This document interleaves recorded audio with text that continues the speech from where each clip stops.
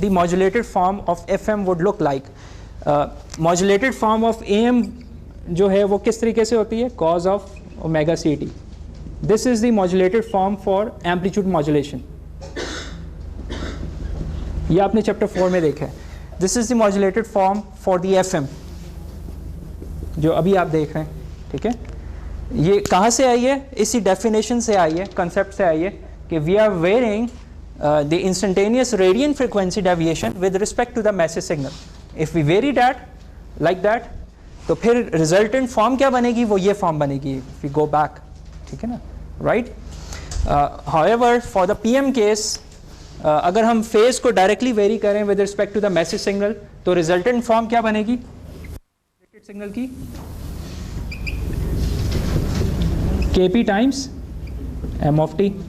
That's it. This is the modulated form for the PM case. ठीक है, सही. ये PM के केस में, and that's for the FM's case. दोनों में फ़र्क है. You can identify the difference. पहला क्वेश्चन ये है कि why I call it PM, why I call it FM. ठीक है, फ़र्क क्या है? And why I even call it AM, amplitude modulation.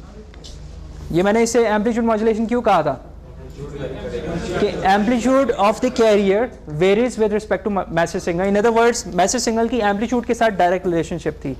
यहाँ पे FM के केस में क्या है?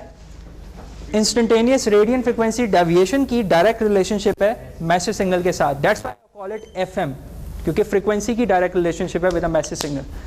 आई कॉल इट PM क्योंकि यहाँ पे फेज की डायरेक्ट रिलेशनशिप है विद द मैसेज सिग्नल्स. ठीक है ना, तो ये उस कंसेप्ट से ही डेफिनेशंस बनी हुई हैं. सही. तो you can relate these definitions with the mathematics behind them. ये FM की थोड़ी बहुत मैथमेटिक्स है, ये PM की सिंपल मैथमेटिक्स है रादर. ठीक है ना, सॉरी. FM और PM में तो चेंज वाला फेज नहीं आ रहा. हाँ, इफेक्टिवली तो आपका एंगल ही चेंज हो रहा है ना. और दोनों केसेस में फेज में, एक में डायरेक्ट रिलेशनशिप में, एक में इंटीग्रल के साथ रिलेशनशिप है. ठीक है ना, बट हाँ, दैट्स द ओनली डिफरेंस. लेकिन ये दोनों कैटेगरीज को हम जनरलाइज करते हैं एज अ एंगल मॉड्यूलेशन. ठीक है ना, लेकिन इसमें दोनों में परफॉर्मेंस डिफरेंस सिग्निफिकेंट है, वो हम आगे देखेंगे. ठीक है ना, कि what's the difference between the to performance wise. Performance से ये मुराद है कि लेट्स से बैंडविड्थ ऑक्यूपेंसी किसकी ज़्यादा है. ठीक है ना, given the same message signal to be transmitted, FM कितनी बैंडविड्थ लेता है कंपेयर टू फेज मॉड्यूलेशन. तो उसमें हम देखेंगे कि phase modulation usually takes higher bandwidth compare to FM. ये हम कंक्लूड करेंगे given with solid reasons later on. ठीक है, अच्छा. डेरिवेशन कर रहे हैं या integration? You are integrating the whatever the message signal is there, you are integrating it. हाँ, पूरा जो भी जिस टाइम के लिए भी as the message signal comes into the integrator, पिछली वैल्यू सारी की सारी इट्स एक्यूमुलेटर इंटीग्रेट होते जाते हैं. हाँ, area under that message signal. और डेरिवेटिव में क्या होगा? डेरिवेटिव में उसका ऑपोजिट है. You are taking the differentiation of it. In other words, आप उसके स्लोप डिफरेंशिएशन का आपको फ्रीक्वेंसी डोमेन थोड़ा आइडिया है. स्लोप डिटेक्टर एक्चुअली होता है डिफरेंशिएशन. थोड़ा सा ये सिग्नल सिस्टम की बात है. अगर आप डिफरेंशिएशन को फ्रीक्वेंसी डोमेन में प्लॉट करें ना, it's a linear function in frequency domain. J omega something बनता है डिफरेंशिएशन का फोरियर ट्रांसफॉर्म. तो यू विल सी कि डिफरेंशिएशन का फंक्शन में इट्स अ स्लोप जिसको वो फॉलो कर रहा होता है फ्रीक्वेंसी डोमेन में. ठीक है ना, इन अदर वर्ड्स. और टाइम डोमेन में क्या हो रहा होता है? एवरेजिंग हो रही होती है. ठीक है, समझ आई? यानी वो सॉरी, टाइम डोमेन में you are getting the higher जो पीक्स हैं उनको एम्फेसाइज कर रहे होते हैं डिफरेंशिएशन के बाद. ठीक है ना, इन अदर वर्ड्स शार्पनेस जो है वो एम्फेसाइज हो रही होती है. ठीक है ना, डिफरेंशिएशन डेरिवेटिव के बाद. ठीक है ना, okay. I will show you the similar equations जो आपकी बुक में है. अब इनको फॉलो करने में कोई डिफ़िकल्टी नहीं होनी चाहिए. This is for PM phase modulation. It starts with the same point के व्हाट इज़ द एंगल. ठीक है ना, यहाँ पे angle theta of T I think लिया हुआ है, हमने एंगल फाई ऑफ टी लिया हुआ है. नोटेशन में डिफरेंस है थोड़ा सा, that doesn't matter at all. ठीक है, सही. तो this is the angle theta of T जो स्लाइड्स में यूज़ हो रहा है. मैंने यहाँ पे फाई ऑफ टी यूज़ किया. ठीक है, you can see here the phase is being replaced with kp times m of t, ठीक है ना, right? So if you substitute it back to the same cosine carrier, तो वही equation बन जाएगी, right? The phase modulation, ठीक है? और इंस्टेंटेनियस फ्रीक्वेंसी क्या बनेगी? If you take the derivative of this term angle, तो वो बनेगा m omega c plus k p times m dash of t, ठीक है? Dot is the dash. तो पी एम के केस में ये है, और एफ एम के केस में similar analysis again. F M के केस में व्हाट वी डिड, हमने क्या किया कि इंस्टेंटेनियस रेडियन फ्रिक्वेंसी को प्रोपोर्शनल बनाया था एम ऑफ टी के साथ, ठीक है? तो we have substituted m of t here along with its constant. इधर से हम वापस अगर जाएं एंगल बनाएं, इंस्टेंटेनियस रेडियन फ्रिक्वेंसी से वापस एंगल बनाएं, तो वी नीड टू इंटीग्रेट, ठीक है ना? तो इंटीग्रेट किया तो ये टर्म बन गई, इसको वापस को साइन में सब्स्टिट्यूट किया तो we have this thing as a generalized form of F M, ठीक है ना? So I hope it clears. जो मैथमेटिक्स थोड़ी बहुत इन्वॉल्व है बीच में. अभी हम फिजिकल मीनिंग देखेंगे इनका. जी, पिछली वाली साइड पे तो बहुत सिंपल है. हमने इस पूरे एंगल का डेरिवेटिव ले लिया, ठीक है? तो ओमेगा सी टी का डेरिवेटिव ओमेगा सी होगा, और ये एम डैश ऑफ टी रहेगा, ठीक है? Okay, what does it physically mean कि हो क्या रहा है आपके कैरियर सिग्नल की फ्रीक्वेंसी के साथ? हमने ये अभी तक देखा है, थोड़ा सा अंडरस्टैंडिंग ये हुई है कि carrier signals frequency doesn't remain same, ठीक है? वो वेरी कर रही है. तो लेट्स सी किस तरह वेरी कर रही है, ठीक है ना? विद सम एग्जांपल्स हम देखते हैं. फॉर एग्जांपल, ये हमारे पास एक साइनोसाइड है, message signal which is a sinusoid periodic, a very simple signal. इसको हमने एफएम के ज़रिए मॉड्यूलेट करना है, इस ब्लू सिग्नल को, ठीक है? ये मॉड्यूलेटेड फॉर्म है, रिजल्ट है मॉड्यूलेशन का, ठीक है? यू कैन सी हेयर कि जो एफएम की फ्रीक्वेंसी है, जो कैरियर फ्रीक्वेंसी है, it's not a fix value here. ये कभी ज़्यादा हो रही है, कभी स्लो हो रही है, कभी ज़्यादा हो रही है, कभी स्लो. किसके हिसाब से ज़्यादा स्लो हो रही है? एम्पलीट्यूड के हिसाब से, ठीक है? जैसे जैसे मैसेज सिग्नल का एम्पलीट्यूड बढ़ रहा है, फ्रीक्वेंसी ज़्यादा होती गई है. एम्पलीट्यूड कम हुआ, फ्रीक्वेंसी स्लो हो गई, ठीक है ना? द इन्वेलप रिमेन्स कांस्टेंट, ठीक है? द एम्पलीट्यूड रिमेन्स कांस्टेंट, ठीक है ना? मैसेज के फेज का भी फर्क पड़ता है? नहीं, मैसेज का जो मर्जी फ्रीक्वेंसी फेज हो, जो भी phase, what ever the shape of the message signal is, आपकी फ्रीक्वेंसी में वो इन्फॉर्मेशन एम्बेड हो जाएगी एज इट इज़, ठीक है ना? इट डजंट केयर कि वो क्या चीज़ है. अगर ये फ्लक्चुएटिंग है तो अकॉर्डिंगली फ्रीक्वेंसी चेंज भी कम या ज़्यादा हो जाएगा, लेकिन प्रोपोर्शनल रहेगा, ठीक है ना? फ्रीक्वेंसी चेंज कितना होगा वो मैथमेटिकली हम हाँ, वो हम निकाल सकते हैं कि व्हाट आर द एक्सट्रीम्स, कि कितनी मैक्सिमम फ्रीक्वेंसी चेंज होगा और मिनिमम कितनी फ्रीक्वेंसी चेंज होगा. That depends on the maximum and minimum value of the message signal, right? And the constant के एफ. आप फार्मूले में देखें ना, आप इसकी बात कर रहे हैं कि ये मैक्स कब होगा और ये मिनिमम कब होगा, ठीक है ना? फ्रीक्वेंसी इसकी मैक्स. हाँ, ये this is the frequency that we are talking about. This is the carrier's instantaneous frequency. ये मैक्स उस वक्त होगा जब ये वाली जो टर्म है एम ऑफ टी मैक्स हो जाएगी, ठीक है ना? राइट? तो omega c plus very high term, isn't it, ठीक है ना? और ये मिनिमम उस वक्त होगा जब एम ऑफ टी मिनिमम हो जाएगा, right? Minimum what ever the value is, ठीक है? तो उस वक्त ये मिनिमम होगा. तो ये मैक्स और मिनिमम आ सकती हैं डिपेंडिंग अपॉन के एम ऑफ टी क्या है, राइट? मैक्सिमम क्या है और मिनिमम क्या है, एंड प्लस के एफ क्या है. इफ़ के एफ इज़ वेरी हाई तो जो डेविएशन, जो चेंज आएगा सेंटर से, वो बहुत ज़्यादा आएगा, ठीक है? इफ़ के एफ इज़ स्मॉल तो वो कम चेंज आएगा, ठीक है? तो हमारे हाथ में ना. हाँ, उसमें normally we use about 150 kilo hertz of deviation.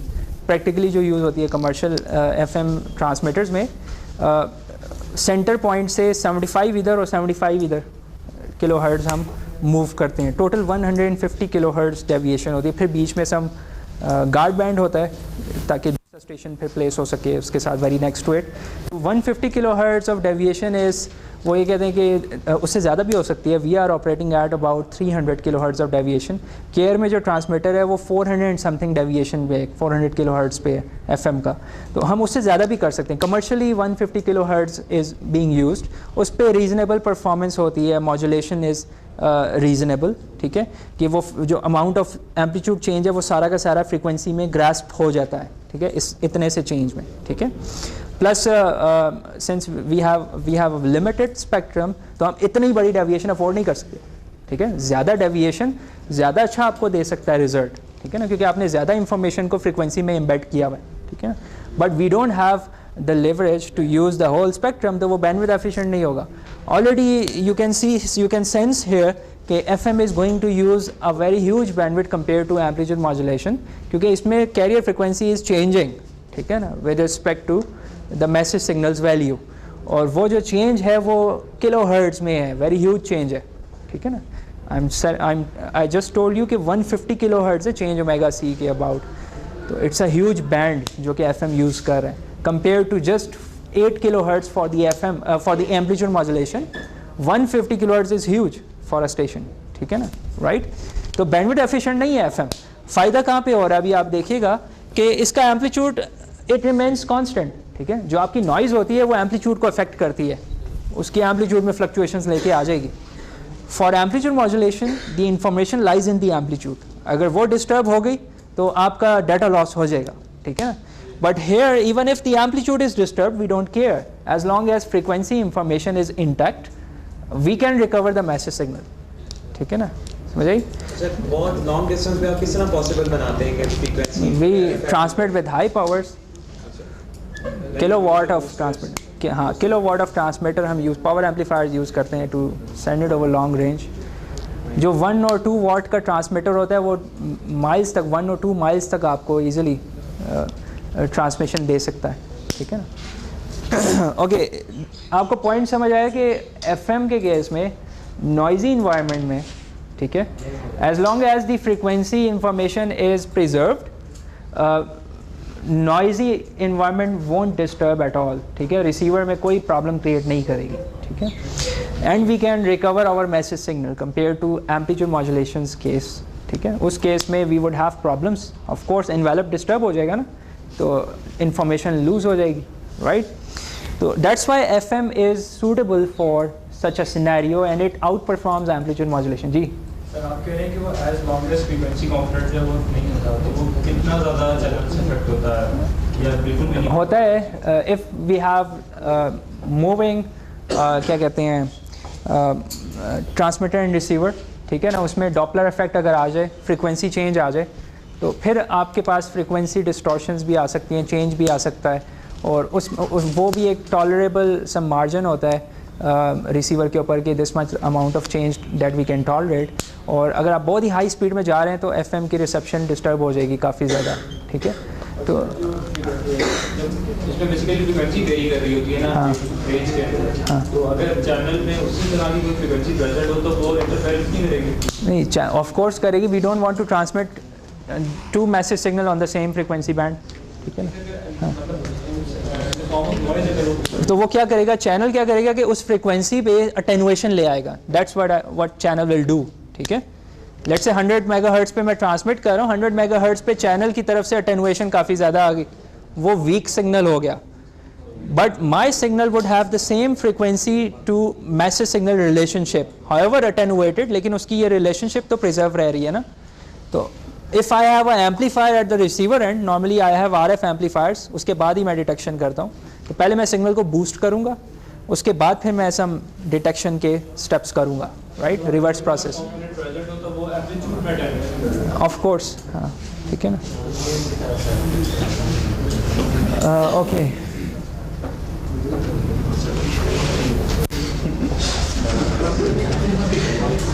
क्या हुआ. देखो अभी आपने स्टार्ट किया, ये टॉपिक इंटरेस्टिंग है, ठीक है. हाँ, अब जो नेक्स्ट है, डू यू गेट कि ये किस तरह से हुआ है, बताओ. हाँ, एम्पलीट्यूड ज़्यादा है, इसकी फ्रीक्वेंसी भी ज़्यादा है और आगे फिर एम्पलीट्यूड ये कांस्टेंट क्यों रह रही है, क्योंकि एम्पलीट्यूड भी कांस्टेंट आ रहा है. राइट. तो यहाँ से एक्सप्लेन करो यूजिंग दिस इक्वेशन. सर ये आपने बताया था इंस्टेंटेनियस रेडियंट फ्रीक्वेंसी वेरिएशन. तो जो भी सिग्नल होता है उसके आपका सिग्नल है 1 या 0 लेट से, ठीक है. तो डायरेक्टली प्रोपोर्शनल है फ्रीक्वेंसी. तो यहाँ पे 1 रहेगा फॉर अ सर्टेन टाइम, ठीक है. तो फॉर अ सर्टेन टाइम उसने फ्रीक्वेंसी जनरेट की ओमेगा सी प्लस KF, ठीक है. और फॉर सर्टेन अदर टाइम जिसमें M(t) 0 है तो जस्ट ओमेगा सी जनरेट कर दे, ठीक है. तो 2 फ्रीक्वेंसी जनरेट होगी, एक ये वाली और एक ये वाली, ठीक है ना. Very simple. जी 0 जब हो जाएगा अगर सिर्फ वन ईयर मैसेज सिग्नल के एम्पलीट्यूड पर डिपेंड कर रहा है ना। हाँ जी। तो फिर सिर्फ ओमेगा सी जनरेट हो रही है, नोट करें ना, this is this term plus that term, ठीक है ना, ठीक है ना, राइट। अच्छा एक चीज़ मैं आपको बताना भूल गया, ये इक्वेशन इससे आप फेमिलियर, मैं इसको दोबारा यहाँ पे लिख रहा हूँ, you guys should be familiar with this equation. ये हमने पहले देखी है एक टॉपिक में, चैप्टर 4 में।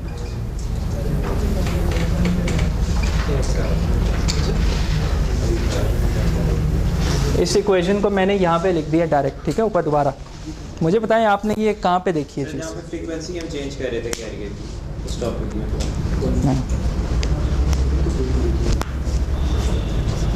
इसी तरह की फॉर्म देखी है, however different abbreviation is being, notation is being used, ठीक है ना। कहाँ पे देखिए? नहीं सर वो फ्रीक्वेंसी मिक्सर नहीं नहीं, हिल्बर्ट भी नहीं। और कोई नाम याद है? नहीं, PLL में कहाँ पे?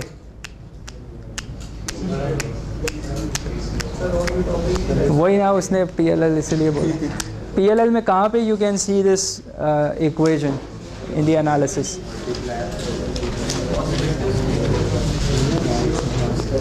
ऑसिलेटर में कहाँ पे देखते हैं?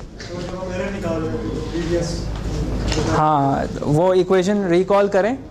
वोल्टेज कंट्रोल ऑसिलेटर की बात की है एक लड़के ने, ठीक है। Voltage control oscillator, remember PLL में एक ब्लॉक लगा था फीडबैक। PLL की जो आउटपुट थी वो डिपेंड कर रही थी फीडबैक सिग्नल के ऊपर। फीडबैक सिग्नल आपका एरर सिग्नल था, रिकॉल, ठीक है। Here if I replace the error signal with the m of t, ठीक है, इसमें और उसमें फ़र्क क्या है कि if I replace the error signal with the m of t तो ये FM बन जाएगा। if I replace it with the error signal और फीडबैक में लगा दूँ तो ये PLL में VCO बन जाएगा, ठीक है। Getting the idea? सिमिलैरिटी क्या है? फंक्शन दोनों का सेम है। वोल्टेज कंट्रोल ऑसिलेटर भी वही काम करता है, उसका जो कंसेप्ट है वो यही है कि गिवन द इनपुट सिग्नल, उसके एम्पलीट्यूड कम या ज़्यादा होने की वजह से वो आउटपुट फ्रीक्वेंसी को कम या ज़्यादा करता है। FM में भी आपने यही चीज़ पढ़ी है कि given the input signal m of t, वो कम या ज़्यादा होता है तो आउटपुट फ्रीक्वेंसी भी कम या ज़्यादा होती है। यही चीज़ आपने पढ़ी है ना। So this means we can use voltage control oscillator to generate FM, ठीक है ना। ये मैंने आपको पहले बताया था कि हम VCO को यूज़ करते हैं टू जनरेट FM। तो यहाँ पे दिस इज़ द ब्लॉक कि अगर मैं VCO की इनपुट पे फ्रीक्वेंसी, अगर मैं मैसेज सिग्नल दे दूँ m of t, तो उसकी जो आउटपुट होगी, output frequency is directly going to be proportional to the message signal's amplitude variations, ठीक है ना। तो VCO can be use to generate FM। इसको हम कहते हैं direct method of FM generation. ये आप लैब में भी करेंगे और जो FYP मैं सुपरवाइज कर रहा हूँ उसमें भी हम यही काम कर रहे हैं, VCO जनरेट कर रहे हैं, उसके ज़रिए से हम FM मॉड्यूलेशन अचीव कर रहे हैं ओवर दी FM रेंज, ठीक है।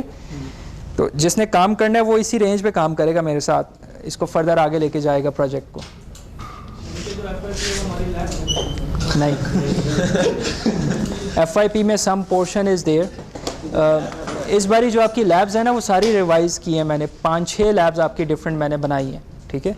Previously you just had those IC blocks, ठीक है, आप स्विच यूं करते थे और आउटपुट आए थे, ठीक है। पहले दूसरी लैब में किया था पहली लैब। हाँ प्रॉब्ली।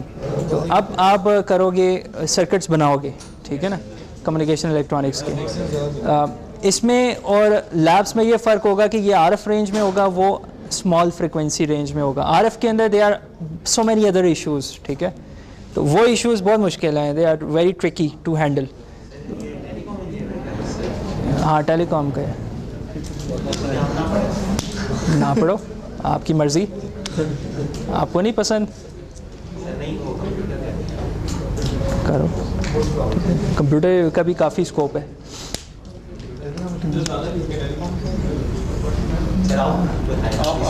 आपको जो इंटरेस्टिंग लग रही है ना फील्ड, आप उसमें काम करें, ठीक है ना। सही ना। अगर आपका इंटरेस्ट ही नहीं होगा लेट से टेलीकॉम में, अगर मैं तुम्हें ज़बरदस्ती घसीट के ले आऊँ तो तुम काम ही नहीं करोगे। वो अलग बात है कि तुम दोनों में नहीं काम करोगे, बट लेकिन अगर तुम्हारे इंटरेस्ट की चीज़ नहीं होगी तो तुम नहीं काम करोगे, परफॉर्म ही नहीं करोगे, एज सिंपल एज दैट, ठीक है ना। तो आपको जो इंटरेस्ट की चीज़ लग रही है आप उसमें कंट्रीब्यूट करें। 3 और 6 9, शुरू में 3 या फिर 6 है। वैसे शुरू वाले क्रेडिट आवर्स जो सेमेस्टर 7 के होंगे वो काउंट ही नहीं है, वो आई ग्रेड लगता है उसमें सबका, वो इवैल्यूएशन नहीं होती है, और फाइनल में ही बस सबकी इवैल्यूएशन हो जाती है, ठीक है ना। मैंने बताया कि हम साथ साथ करेंगे, ब्रेक डाउन्स हैं, सेवरल ब्रेक डाउन्स आते हैं। अभी दो में हो रही है, 2 चेक पॉइंट्स हैं, ठीक है ना। आपकी बारी 3 या प्रॉब्ली 3 और 4 चेक पॉइंट्स हैं, ठीक है। हाँ, okay, coming back to this point, हम FYP में चले गए। यहाँ पे you can see you have a similar kind of frequency change, compression, decompression, given this signal, ये भी कम या ज़्यादा हो रहा है, frequency कम या ज़्यादा हो रहा है, ठीक है। तो VCO में, voltage control oscillator में we would be generating this thing. VCO के अंदर क्या हो रहा होगा, उसमें some capacitance, variable capacitor लगा होगा या variable inductor लगा होगा, जिसकी capacitance या inductance हम external signal से control कर सकेंगे, ठीक है ना। Getting it? आपने ऑसिलेटर बनाया ना? अगर मैं ऑसिलेटर का आपसे कहूँ कि instead of fixed capacitor you have a such a component जिसकी कैपेसिटेंस एक्सटर्नली कंट्रोल की जा सकती है विद द इनकमिंग सिग्नल, तो क्या होगा कि इनकमिंग सिग्नल की वोल्टेज कम या ज़्यादा होगी तो कैपेसिटेंस कम या ज़्यादा होगी, और वो कैपेसिटर LC नेटवर्क के अंदर लगा हुआ है तो LC नेटवर्क की फ्रिक्वेंसी कम या ज़्यादा होगी proportionally, right. So basically VCO वाला प्रोसेस काम कर रहा होगा कि you would be changing a certain, you will be inserting a certain variable capacitor. Normally varactor diodes are used for that purpose in a reverse biased position. Varactor diodes के across हम biasing करते हैं message signal की, और उसके against हम message signal को कम या ज़्यादा करते हैं तो उसकी कैपेसिटेंस कम या ज़्यादा होती है, और उस कैपेसिटेंस के कम या ज़्यादा होने से जो ट्यूनिंग सर्किट है उसकी फ्रिक्वेंसी कम या ज़्यादा होती है। इन other words FM signal generate होता है आउटपुट कम या ज़्यादा फ्रिक्वेंसी के हिसाब से, ठीक है। सर ये जो से रेडियो पे चैनल्स आ रहे होते हैं ये 99 मेगाहर्ट्ज होते हैं, किलोहर्ट्ज? मेगाहर्ट्ज, 88 मेगा से 108 मेगाहर्ट्ज तक FM की रेंज है। और हर कंट्री को अलग-अलग रेंज दी? नहीं, सेम है। बाकी जो स्पेक्ट्रम है फॉर डिफरेंट पर्पसेस एलोकेट हुआ है, वो मैंने आपसे कहा भी था कि एक मरतबा स्पेक्ट्रम को देख लें कि कौन सी फ्रिक्वेंसी रेंज किस पर्पस के लिए एलोकेट हुई हुई है, ठीक है जी। वॉकी टॉकीज़ में भी होते हैं पुलिस, और उसके लिए भी वो यूज़ करते हैं डिफरेंट रेंजेस, ठीक है ना। वायरलेस हेडसेट जो होते हैं सम, हाँ, उनकी स्ट्रेंथ कम होती है इसलिए सिग्नल आपको यहाँ नहीं मिलता ना, ठीक है। तो बॉर्डर पे बैठते हैं सर, बॉर्डर पे यू कैन हेयर दैम, ठीक है ना, क्रॉस टॉक्स हो जाएगी। Okay, given the knowledge you should be able to understand this slide कि इसमें क्या हो रहा है। ये एक मरतबा देख लें, उसके बाद हमने एग्जांपल्स करनी है, एक एग्जांपल करनी है और, ठीक है ना, once we are done with this slide, ठीक है। इसमें आप नोट करें, अगर हमने FM बनाना है तो हम PM मॉड्यूलेटर को यूज़ कर रहे हैं, और अगर PM बनाना है तो हम FM मॉड्यूलेटर को यूज़ कर रहे हैं।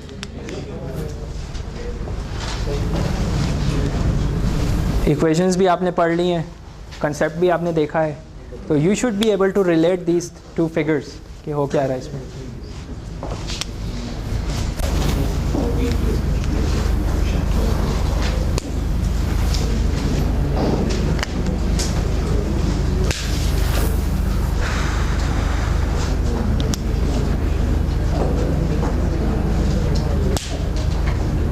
हाँ जी, Ahmad, you tell.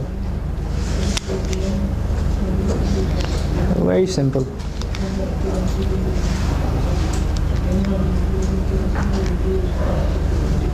Haseeb sir, जो नीचे वाले जो मुझे समझ आया है कि पहले डेरिवेटिव लिया है एम ऑफ टी का, तो फ्रीक्वेंसी मॉड्यूलेशन की इक्वेशन में सर इंटीग्रेशन की हुई है हमने, हाँ, ठीक है। तो डेरिवेटिव और इंटीग्रेशन एक ही जगह आ जाएंगे, तो वो फिर आउटपुट पे PM सिग्नल वो इस तरह की फॉर्म बन जाएगी, ठीक है ना, सही। Same as and other way around for the FM, ठीक है, राइट, सही, वेरी सिंपल।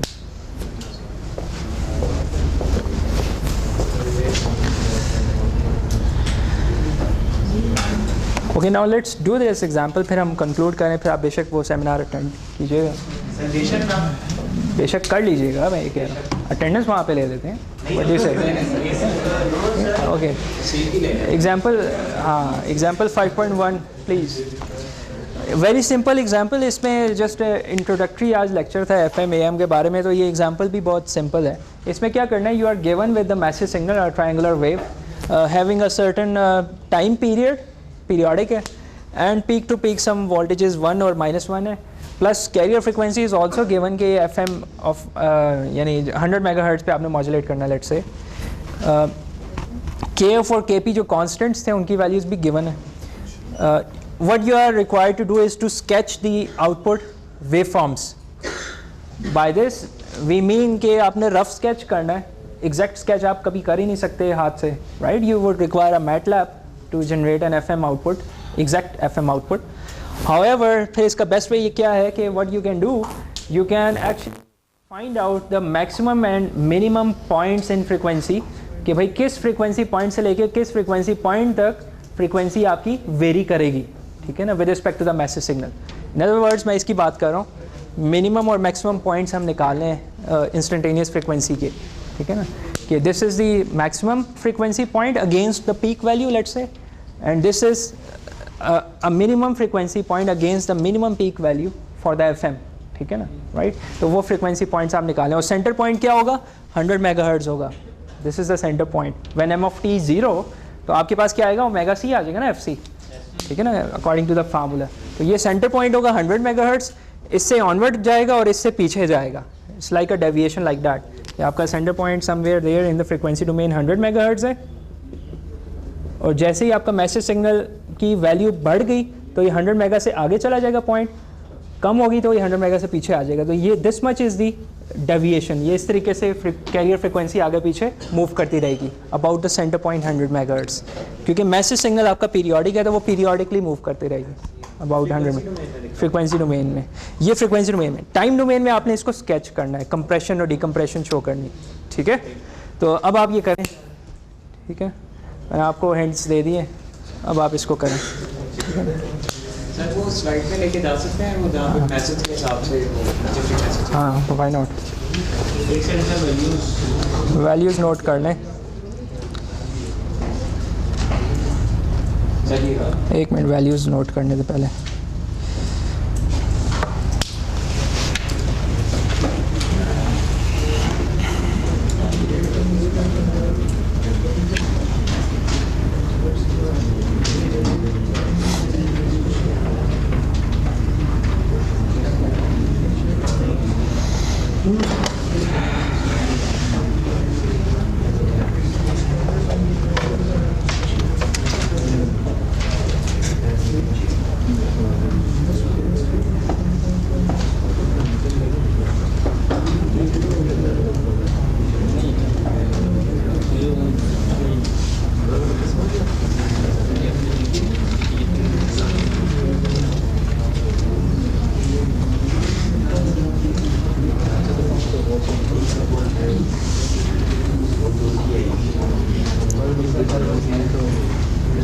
ठीक है।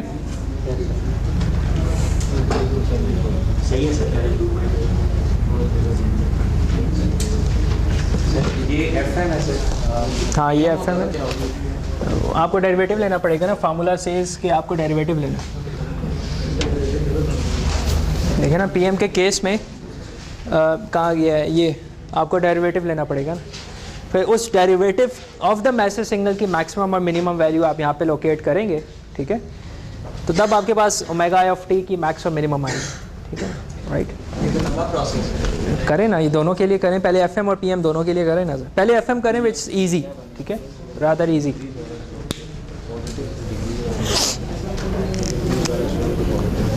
FM के लिए मुझे ये पहले निकाल के दिखाएं, FM मैक्स निकालें, ओमेगा आई टी मैक्स यहाँ पे, which is equivalent to M of T max. तो मैंने वही बताया ना कि उसकी मैक्सिमम वैल्यू निकालें, मैक्सिमम 1 पे जा रहा है ना, हाँ एक 1 और एक -1 जी, 100.1 मेगाहर्ट्ज़ आएगी, कैलकुलेशन में गलती होगी। दूसरा मैंने पूछा था कि जो पीएम होती है उसकी वेव फॉर्म भी ऐसी ही होगी। पीएम की वेव फॉर्म चेंज हो जाएगी ना, आप नोट करें, आपने डेरिवेटिव लेना है इस ट्रायंगुलर वेव फॉर्म का, तो वो स्क्वायर बन जाएगा जब आप डेरिवेटिव लेंगे। हाँ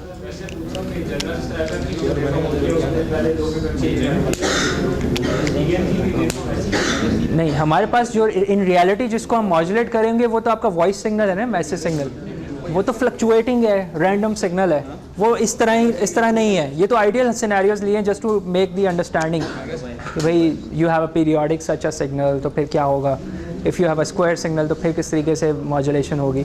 इन reality you have a signal which is purely random signal, और उसकी फ्लक्चुएशन के मैसेज सिग्नल के मुताबिक आपकी फ्रिक्वेंसीज जनरेट हो रही होंगी, आइदर FM और PM, डिपेंडिंग अपॉन आप कर क्या रहे हैं।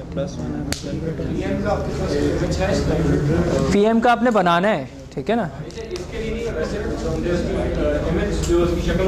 वो भी ऐसे ही होगी। वो given the modulated wave forms you won't be able to differentiate between the two कि भाई ये FM है या PM है, अगर अनटिल मैं आपको बताऊं ना कि ये FM के जरिए आया है या PM के जरिए, क्योंकि दोनों में एंगल वेरी कर रहा है, ठीक है ना, गेटिंग इट। आप यही पूछे ना कि भाई मैं किस तरह बता सकूं कि FM है या PM है, ठीक है ना, given the modulated forms. Sir omega c in form of t लिखेंगे हम सर, कहाँ पे ओमेगा सी को फ्रीक्वेंसी दी गई है 100 मेगाहर्ट्ज, ये आप 2 पाई टाइम्स 100 इसको F में चेंज कर लें ना, 2 पाई से डिवाइड कर लें पूरी इक्वेशन को, ठीक है ना, तो हर्ट्स, हाँ तो हर्ट्स में आ जाएगा आंसर।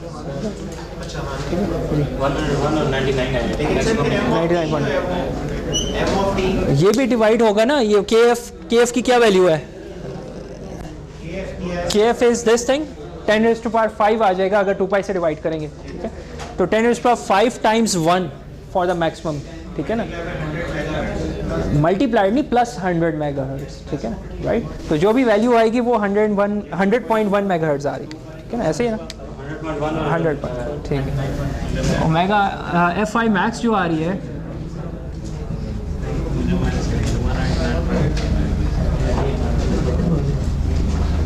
और FI मिनिमम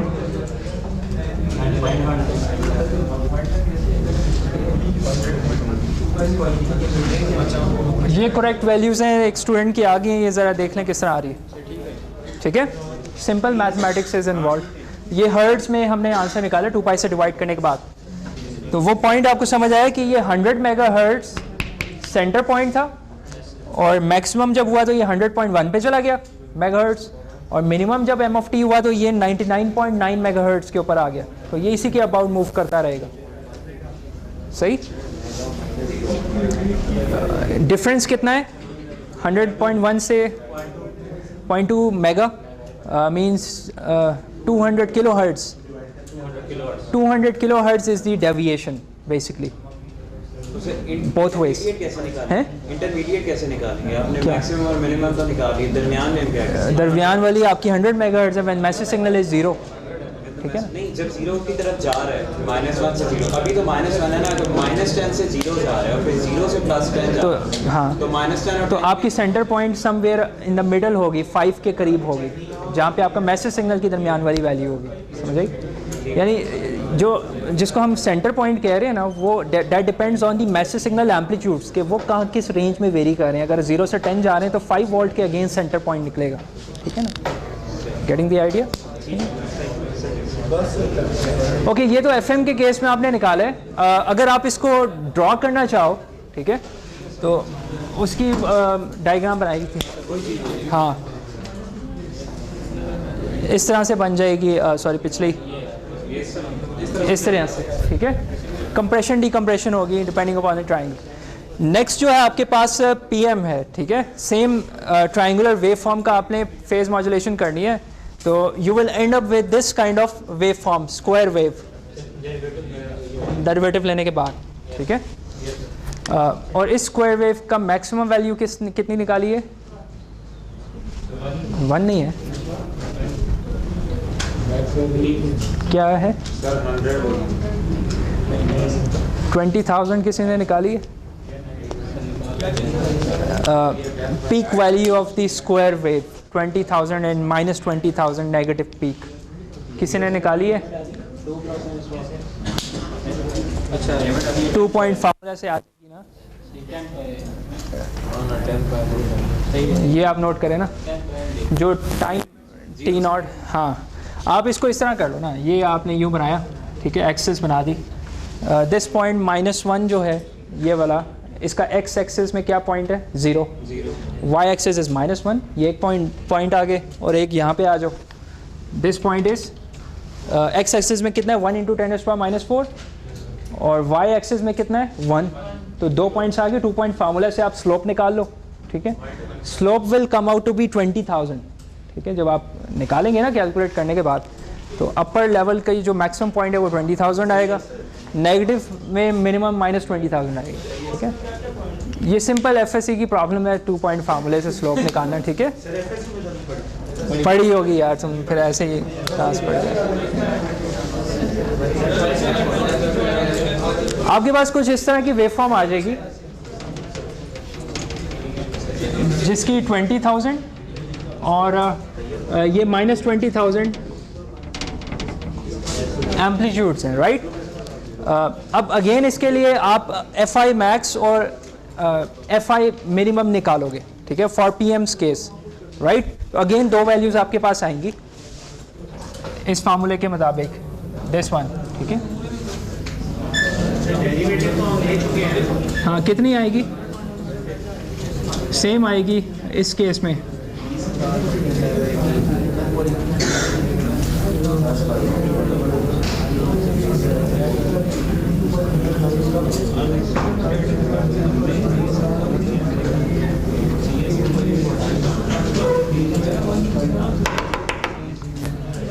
जब आप इसको कैलकुलेट करेंगे ना using this formula, m' max की जगह 20,000 पुट करेंगे, kb की वैल्यू पुट करेंगे, 100 मेगाहर्ट्ज़ पुट करेंगे, तो you will come up with this answer 100.1 megahertz again, ठीक है। इत्तेफाक से ये सेम है, ये मुझे याद है इसलिए क्योंकि ये इतनी बार करवा चुके हैं, आप ये कैलकुलेट करके निकालेंगे, ये इतनी ही आएगी, ठीक है, और नीचे वाला जो मिनिमम पॉइंट है वो 99.9 मेगाहर्ट्ज़ ही आएगा, ठीक है। ये इत्तेफाक से सेम आ रहे हैं, 2 एक्सट्रीम्स पॉइंट सेम आ रहे हैं, हाउएवर वेवफॉर्म्स डिफरेंट आएंगी, क्योंकि आप नोट करें कि ये कांस्टेंट रह रहा है for all times t with in this time period, right.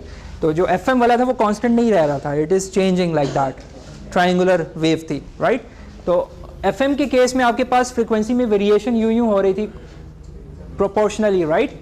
यहाँ पे फ्रीक्वेंसी इस तरीके से वेरी नहीं कर रही, इसमें फ्रीक्वेंसी कांस्टेंट रहती है for a small time t0, और फिर एक और कांस्टेंट वैल्यू रहती है which is 99.1 megahertz for a time period, जिसमें -20,000 रहती है वैल्यू एम्पलीट्यूड की, ठीक है। So you have just 2 frequencies for the PM's case, however उनकी जो डेविएशन है वो सेम ही है, नोट करें दोनों की डेविएशन के जो एक्सट्रीम्स हैं वो सेम है। FM में वो लीनियरली वेरी कर रहा है, PM में यू कैन सी कि वो जस्ट 2 ही फ्रीक्वेंसी जनरेट हो रही है in the output for that example, ठीक है ना। नाउ गिवन द FM और PM output, you won't be able to tell, जिस तरीके से उसने सवाल किया था, इंपॉर्टेंट पॉइंट था, you won't be able to guess even कि ये FM ने जनरेट की है या PM ने जनरेट की है, ठीक है। क्योंकि जब मैंने स्टार्ट किया था तो ये मैंने क्या कहा था, ये FM की आउटपुट है, ठीक है ना, स्लाइड में ये FM का बेसिकली आउटपुट मैंने बनाई हुई, हाउएवर ये PM के लिए भी फिट हो रहा है एग्जांपल में, right. So given the output waveform you won't be able to guess कि ये FM की या PM की, अनटिल आपको बताया जाए कि ये FM के ज़रिए से मॉड्यूलेट हुई है या PM के ज़रिए से मॉड्यूलेट हुई है, ठीक है ना। सो आपने क्या देखा आज के दिन में कि simple basics of FM and PM और angle modulation in general and as later comparison with the amplitude modulation के उसमें क्या कैरेक्टरिस्टिक्स वेरी कर रहे थे, एंड अ स्मॉल कंपैरिजन कि भाई नॉइजी इन्वायरमेंट में किस तरीके से दोनों परफॉर्म कर रहे हैं, एम्पलीट्यूड मॉड्यूलेशन अच्छा परफॉर्म नहीं कर रहा, ठीक है। देन यू ऑल्सो विटनेस्ड कि FM में जो फ्रीक्वेंसी है that is not stable, it is varying, ठीक है ना, and that variation depends on the message signal, ठीक है। फिर आपने ये भी देखा कि FM के केस में ऑक्यूपेंसी हाई है फ्रीक्वेंसी डोमेन में, 200 kilohertz is a huge band, ठीक है ना, for a message signal to have in the pass band. 200 kilohertz बहुत बड़ा है compare to amplitude modulation of just 8 kilohertz, ठीक है। तो FM के केस में its bandwidth is very high usually, ठीक है। हाउएवर हम इसकी कॉस्ट पे करते हैं कहाँ से, हम परफॉर्मेंस इंक्रीज कर देते हैं as far as noisy environment is concern, ठीक है ना, राइट। तो FM को हम प्रेफर करते हैं ओवर एम्पलीट्यूड मॉड्यूलेशन, ठीक है ना। हम यहाँ पे कंक्लूड करेंगे। देयर इज़ अनदर एग्जांपल, वो आप खुद कीजिएगा घर में, सिमिलर है एग्जांपल, ये आप खुद कीजिएगा फ्रॉम द बुक, ठीक है ना, ये आपने खुद करना है।